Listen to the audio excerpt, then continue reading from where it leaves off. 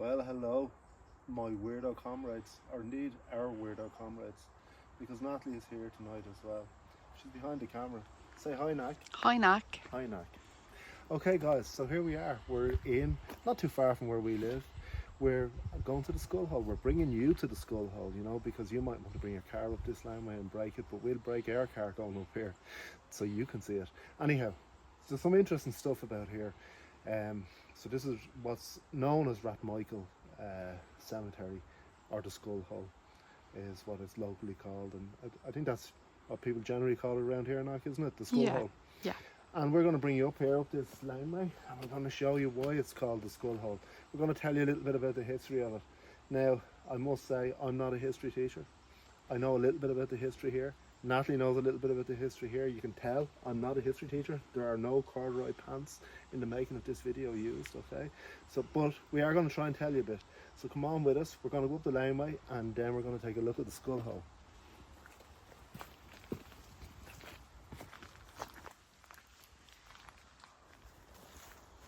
So we're about halfway up this laneway now. And guys, you know, the funny thing is, we don't have to go miles and miles away from home to find history. History is all around us, and we all have these really interesting little places close to our home. So check them out. It's very, very interesting. And we'll tell you a little bit about this in a minute. Okay guys, we've made it, and so have you. So, Rathmichael Cemetery, here we are. Now, it's been a couple of years actually since I've been up here myself, and it's just seems to be cleaned up and cleared out an awful lot in my memory to the last time. Is that right now? I think so. Yeah, I think so. So come on in anyhow. So basically, a bit about the history of this. This is actually steeped in history. So this area here is really all based on an ancient ring fort. And then there was a church built here. It was a Viking stronghold as well. This whole area was a Viking stronghold. And then there was a medieval church built here, and then there was another church built on top of where the medieval church would have been. That's my understanding, in the 14th century. And of course we have the round tower, what's left is the round tower, the remnants of the round tower from the 9th century. Now, when we go up here, don't be expecting a Glendalough type round tower. It's really only about that high off the ground. And of course, what they used then, when it disassembled, they used that as an area for putting bones in when I suppose burial ground was at a premium, and it was gravely needed. So they used to stockpile bones in it. Yeah. So there are also 9 plinths up here called the Rat Down plinths, and they're indicative of burial sites of Viking burial sites. But look, the best thing to do is bring you on up and we'll have a look. Okay, now I'll hold that gate open for you. Thank you. Getting eaten by midges. So do you want to go left or right? You can go in either way. Go right, it's easier, I think. Yeah. I wish the rest of it was like this. But it's really not. But look, we're going to give you a look around anyhow. And as I said, pretty much what I know about here, I've pretty much told you now. You could write it on the back of your postage stamp. But it's very, very interesting. Look at this little kind of a cherry thing on a grave over here. There's some very interesting graves here. And this one, is that seashells?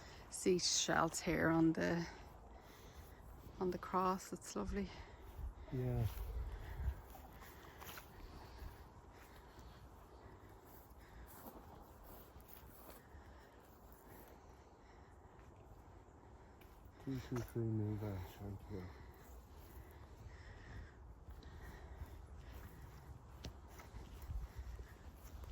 I love these kind of little forgotten graveyards.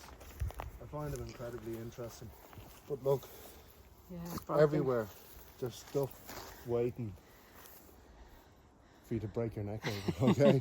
So you have to be really, really careful. So this is what's left of the church now. This is the 14th century church, what's left of it. And if we go up through here, but just be careful. Why now, guys, that you don't slip. As we come through here, we're met with the actual first of the first of the Rathdown plinths.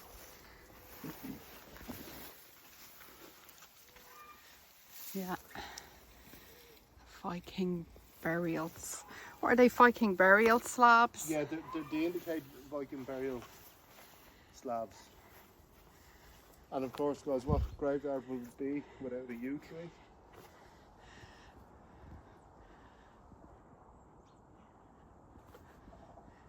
And why were they used again, Shane? Well, of course, it's probably the greatest timber that has ever been used for a longbow that you can get. But an interesting thing, the wood is highly poisonous, and so is this green leafy substrate that looks a bit like a conifer, but they're not coniferous. But they produce a red fruit, and the red fruit, the aril, is actually edible, but the seed within it in the centre of it isn't. Of course, you couldn't cook your food with anything with any of the timber of this that you harvested either. But it's highly toxic to animals and humans.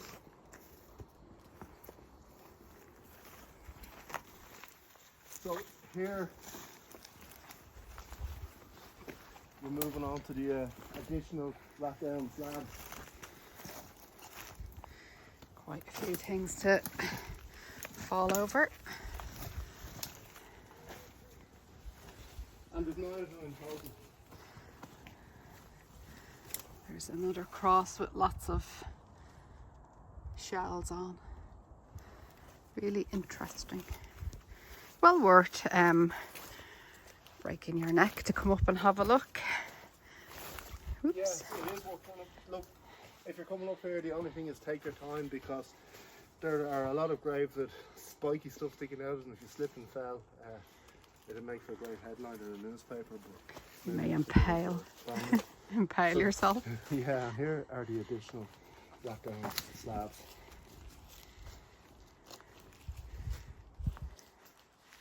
Now, it would be worth bringing your crayons and a bit of paper up and taking some, what do you call them? Rubbings or etchings. Rubbings, yeah. And of course, here is the infamous skull hole. This is what's left of the round tower. So I'm actually going to climb up that now and show you inside. My friend Dennis told me I shouldn't really, but it would be rude not to. Hello down there. Hello. So you did get up? I did get up. Had to. So this was the round tower, and they just kept a bit of it. What would you say it is, Shane? How many foot? Is it High, like? from here? Yeah. Well, it's probably nearly 6 foot off the ground. Is it 5.5 foot off the ground anyhow? Yeah, and in diameter it would be maybe 14 foot. Yeah, 12, 14 foot, I'd say, yeah.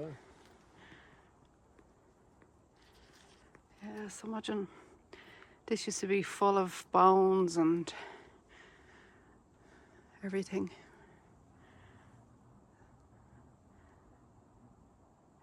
So what did they do? They put the skulls and, well, I guess the whole body in. my presumption on this, and like remember guys, I told you I don't wear corduroy trousers, so I'm not a history teacher, but I'd imagine when graves were at a premium, and they probably dug up older graves and transferred the bones into here, and then like some form of crop rotation, they reused the burial grounds. That's my guessing on it.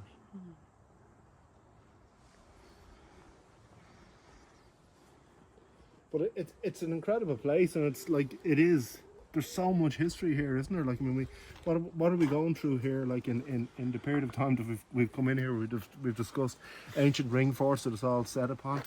We've discussed medieval churches, 9th century round towers, 14th century churches, and the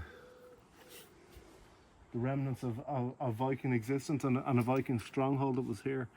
Like, I mean, it's hard to believe there's this much history in such a small square footage of area, isn't it? And a lot of the Vikings settled around this area. Can't you see? Right, I'm going to jump down now, guys.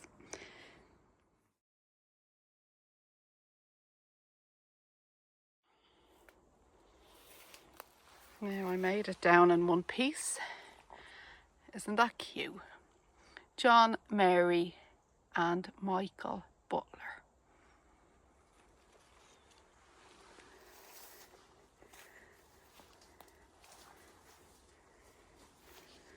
So guys, it's totally dodge here now. Very dodge.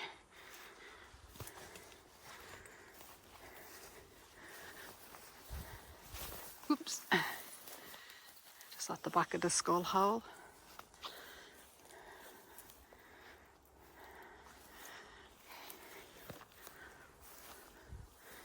That's a really nice one here.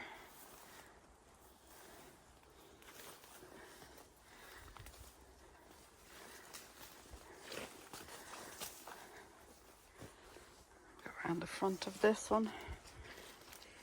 Briars, there's nothing but briars. Nature's barbed wire. Now, John Cunningham of Loughlinstown died. That's actually, don't know if it's copper or lead, but it's put into it. See it? Lovely. So, February 1902, aged 84.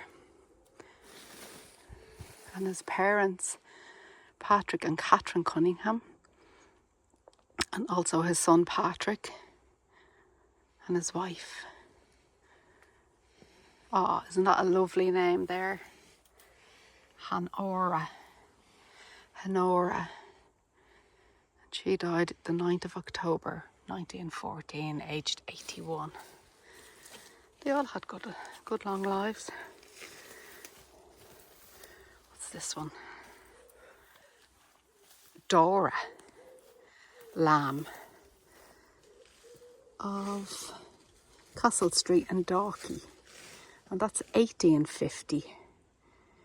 And then James 1861, Timothy 1868 and Luke 1879. That's a nice one.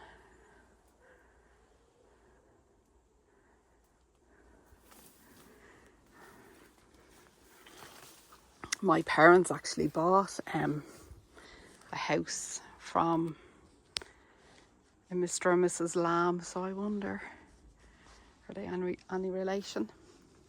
Because it is an unusual surname, isn't it? Yeah, there's a good few lambs around here though. I think I remember the last time we were here seeing headstone, and it was from Castleknock. So just wondering, that's a tiny little one here. In the roots. Yeah. Can't read it. Okay. I'm going to go and look for that one from Castleknock, just to see.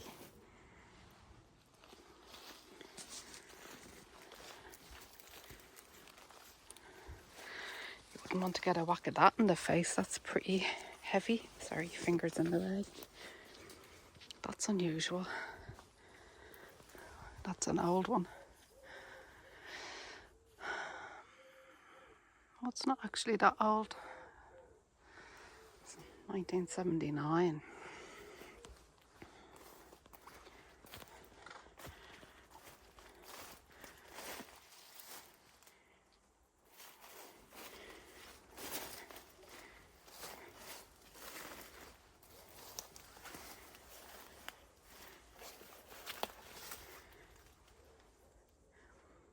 '11. 1952.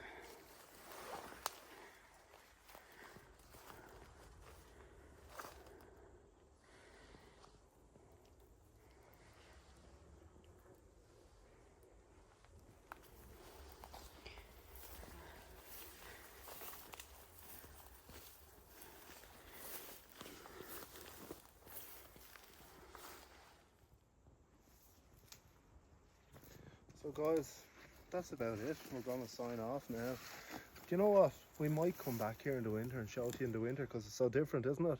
It is. I couldn't even find that grave I was looking for. Yeah. But look guys, if you're at a loose end and you're in South County Dublin or out around near Rathmichael, you could do worse than coming up here and spend half an hour and having a mooch around. There's certainly, and maybe it's just because myself and Matthew are total weirdos, but there's a great charm about this graveyard, and I love these kind of, we love finding places like this up little cul-de-sac lanes and stuff like that. And look, it's no matter what kind of history you're interested in, this place has got it. It's you know, like we said before, it has the ring fort history, the medieval history, the Viking history, and of course the impact of Christianity. So look guys, a Sunday evening or whatever, it's, you know, what time is it now? Heading up for 8 o'clock. You know, you can come to a place like this at 9:30 at night and it's still daylight. So what else have we got to say, weirdos, except for happy Friday the 13th. And stay spooky.